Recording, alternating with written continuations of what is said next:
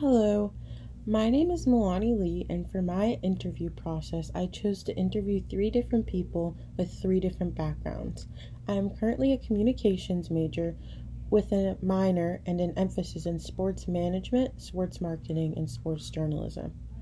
For my interviews, I chose to interview three different people with three very different backgrounds, from where they come from, to their race, to their gender, to their age. The first person I did an interview on is named Christopher Happerty. Christopher Happerty was an All-American swimmer at Tufts University.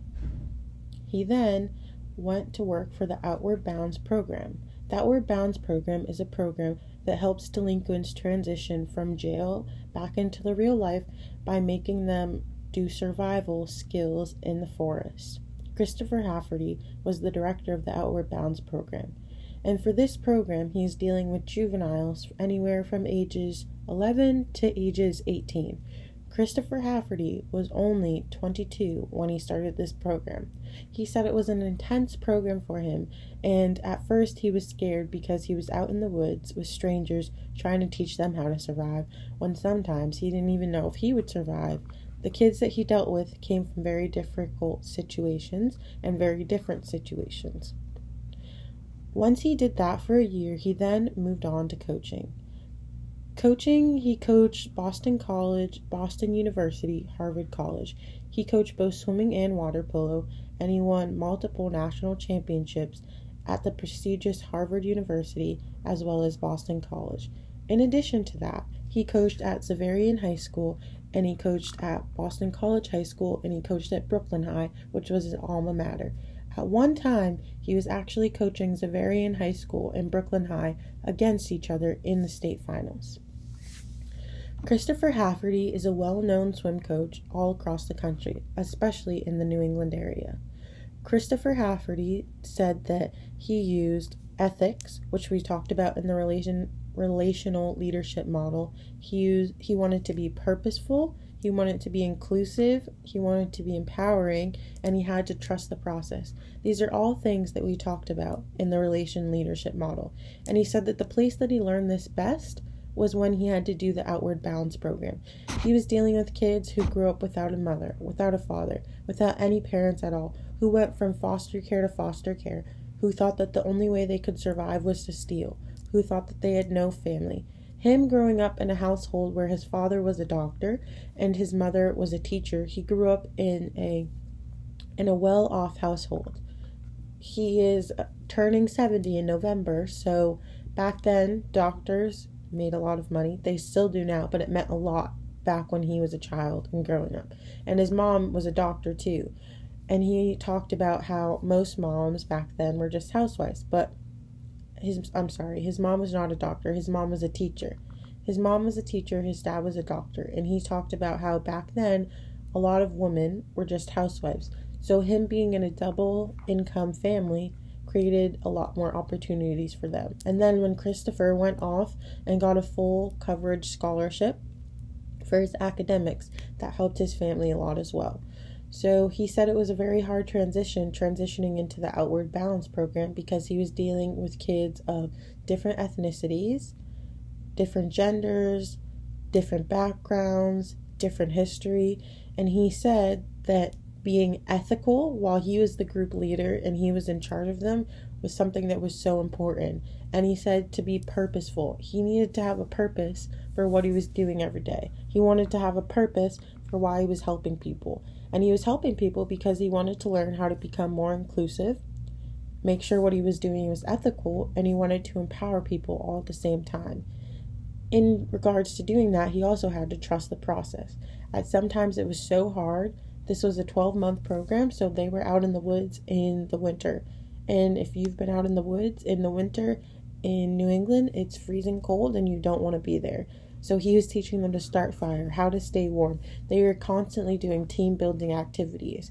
And this was where he learned all of his leadership that he then was able to transition into his college coaching, where he was able to win national championships, able to win state championships, and at one time able to have two of his teams compete against each other at the same time and go back and forth between coaching them.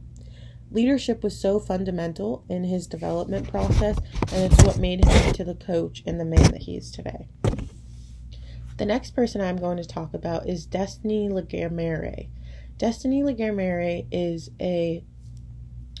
biracial. She's Haitian and she's white. She speaks Creole, Spanish, and English. She's 23 and she's the assistant athletic director at Bishop McLaughlin Catholic High School.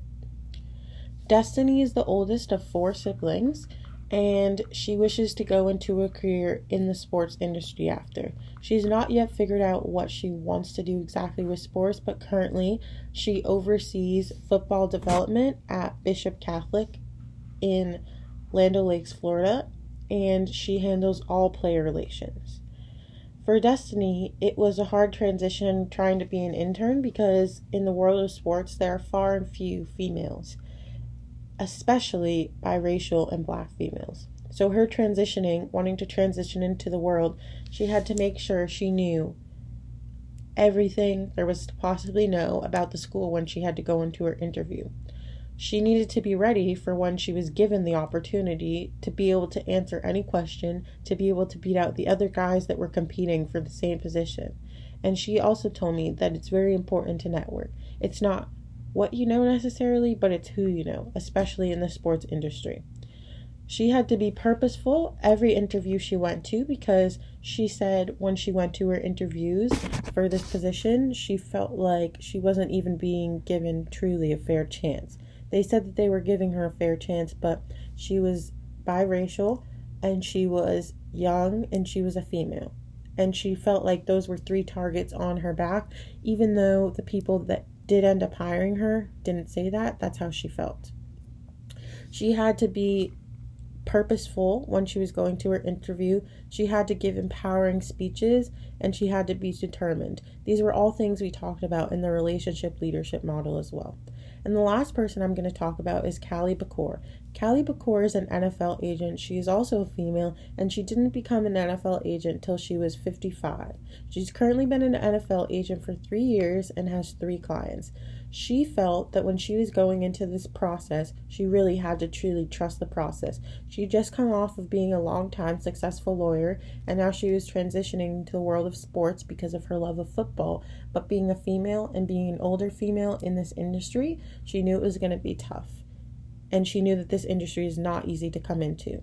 She had empowering speeches when she went to deliver them to her clients, and she had empowering words of why she wanted to represent them.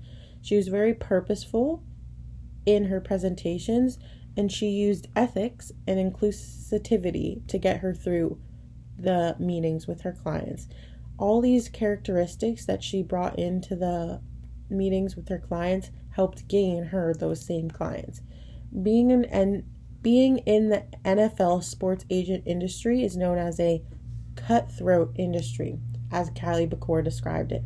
So when she went in, she was purposeful, she was ethical, and she was inclusive. She's a white female, and the 3 clients that she has are black males, 2 of them who grew up without any help from their families, went through and through foster care, and now have kids of their own, which is why they're so determined to make it in the NFL.